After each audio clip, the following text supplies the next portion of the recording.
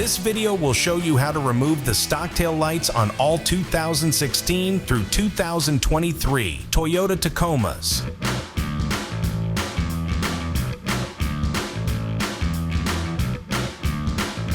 So to remove our factory taillights, we have a 10mm bolt here and then a 10mm bolt here. It's going to be the bottom of the two at the bottom of the taillight. So we'll grab a 10mm socket to take those out, and then we'll disconnect the connectors we have on the back side.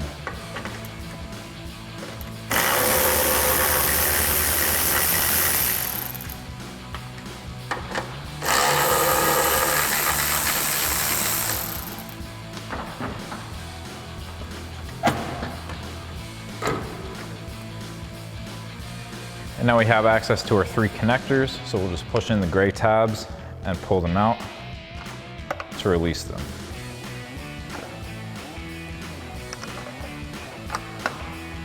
And then we'll do that same thing on the other side.